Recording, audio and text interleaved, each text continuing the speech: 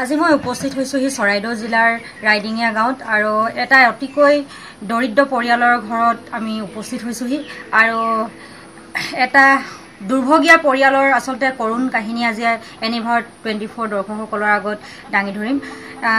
ক'বলৈ অতিকৈ দুখ লগা আচলতে এই পৰিয়ালটিৰ এজন শাৰীৰিকভাৱে অক্ষম যুৱকক লৈ বৰ দুখত আচলতে দিন কটাইছে তেওঁৰ পিতৃ মাতৃয়ে। যিহেতু পিতৃ মাতৃৰ বয়স হৈ আহিছে, যুৱকজন দিনক দিনে ডাঙৰ হৈ আহিছে, তেওঁৰ যিহেতু তেওঁ অনা মেলা কৰাত বহুতো অসুবিধা হৈ আহিছে আৰু আমি আজি উপস্থিত হৈছোহি তেওঁলোকৰ ঘৰত আৰু তেওঁলোকৰ যিহেতু তেওঁৰ যুৱকজনৰ তেওঁৰ পিতৃও আচলতে অসুখীয়া, তেওঁ নোৱাৰে আচলতে তেওঁক পোহপাল দিবলৈ, মাকে যেনেদৰে পাৰে তেওঁক দাঙি পাৰি অনা নিয়া কৰে আৰু আমি আজি উপস্থিত হৈছোহি তেওঁলোকৰ লগত আমি কথা পাতিম কেনেদৰে।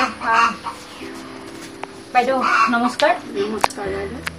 কি ক'ব আপুনি আপোনাৰ ল'ৰাটোক লৈ? মই ল'ৰাটোক লৈ বৰ কষ্ট পাই আছোঁ। দাঙি মেলি নিয়া অনা বহুত কষ্ট কৰিছোঁ। হয়, আৰু কি ক'ম, ল'ৰাৰ বয়সো আহি পাইছে আৰু হাজিৰা কৰি চলি আছোঁ, উপায় নাই। হয়, আচলতে যিহেতু দেখিছোঁ উপাৰ্জনৰ যি মূল পথ তেওঁ আজি অসুখত ভুগি আছে। অসুখত ভুগি আছে। তেওঁ আমাৰ গাৰ্জেনো ল'ৰাটোক লৈ এইটো বৰ কষ্ট পাইছোঁ আৰু বহুত দিগদাৰ, কি ক'ম আৰু। হয়, আমি ল'ৰাজনৰ লগত দুটা কথা। ভাইটি নমস্কাৰ। নমস্কাৰ। তুমি কি ক'বা এতিয়া? তোমাৰ নামটো? বিক্ৰম চন্দ্ৰ। বিক্ৰম চন্দ্ৰ। কি ক'বা এতিয়া তুমি? মই কেনেকৈ চলিম, সহায় লাগে। হয়, আচলতে তেওঁৰ পিতৃৰ পৰা আমি কিছু কথা জানিম। নমস্কাৰ। নমস্কাৰ। কি ক'ব আজি আপুনি? মোৰ নাম ফণীন্দ্ৰ চন্দ্ৰ। হয়, এই মোৰ ল'ৰা এটা হেণ্ডিকেপ হয়, প্ৰভুৱাই বহুত প্ৰতিপাল কৰিলোঁ। আজি ল'ৰাটো হেৰি হ'ল নহয়, 29 বছৰ বয়স হ'ল। এই ল'ৰাটোক প্ৰতিপাল কৰিবলৈ নোৱাৰিছোঁ। গতিকে ডক্টৰে কি কৈছে? ডক্টৰেতো এতিয়া আৰু ডক্টৰ দেখুৱাবলৈ উপায় নাই, ডক্টৰ দেখুওৱা নাই। এতিয়া ল'ৰাটো ঘৰতে লৈ আছোঁ আৰু ঘৰতে থাকে।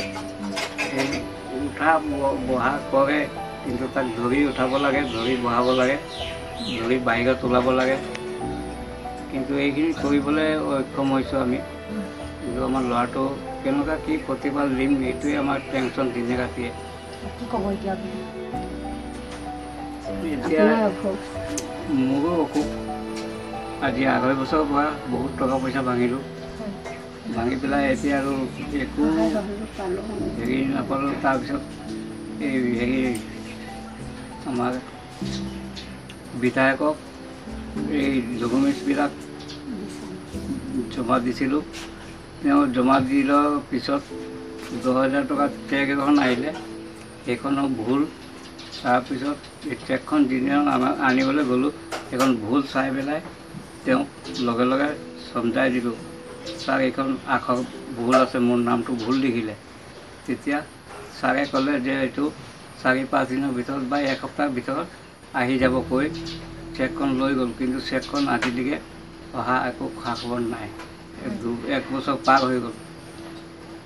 এতিয়া উন্নত চিকিৎসা পালে কিবা হ'ব নেকি ল'ৰাজনৰ? এতিয়া কি হ'ব বাৰু, উন্নত চিকিৎসা পালেও কি হ'ব?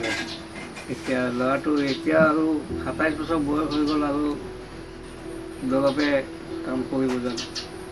কিন্তু ল'ৰাটো আচলতে মুঠতে এই প্ৰতিপাল, তাক খোৱা লোৱা এইবোৰ বস্তুটো অলপ হেৰি লাগে আৰু সহায় লাগে। হয়, আচলতে অতিকৈ দুখ লগা এই পৰিয়ালটি। আজি বৰ তেওঁলোকে অসহায় অৱস্থাত পৰিছে। আচলতে তেওঁলোকৰো বয়স হৈ আহিছে পিতৃ মাতৃ। এই যুৱকজন আচলতে লৈ তেওঁ কেনেদৰে তেওঁক খোৱাৰ পৰা পিন্ধাৰ পৰা তেওঁক কেনেদৰে ৰখা হ'ব, সেয়াও লৈ তেওঁলোকে চিন্তিত হৈ পৰিছে।